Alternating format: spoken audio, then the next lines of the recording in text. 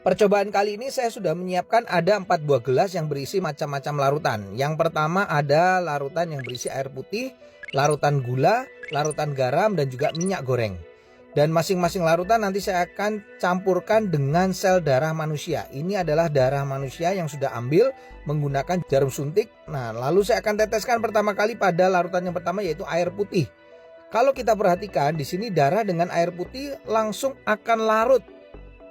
Bahkan ini saya siapkan ada batang pengaduk, saya akan aduk sampai dengan merata, dan di bagian batang pengaduknya pun juga tampak bersih, tidak ada darah yang menempel.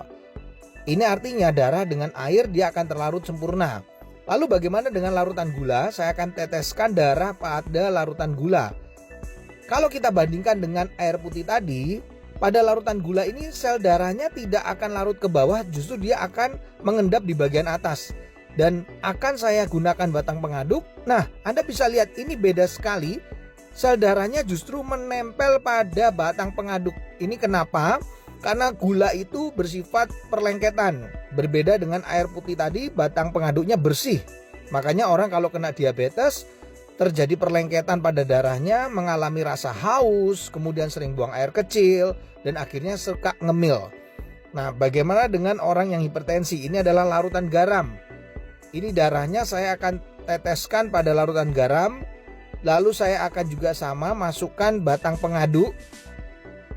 Dan ini berbeda dengan diabetes, di mana sel darah yang menempel pada batang pengaduknya tidak selengket pada gula, larutan gula.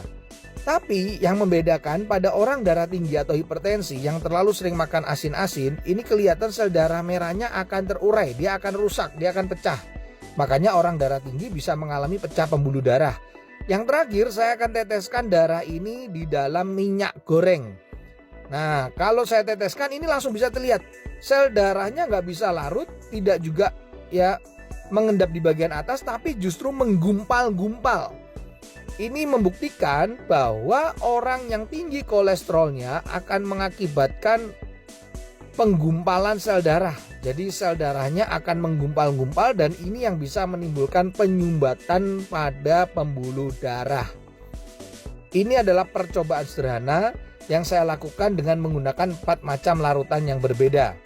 Semoga percobaan ini bisa menjadi inspirasi untuk kita agar tetap sehat.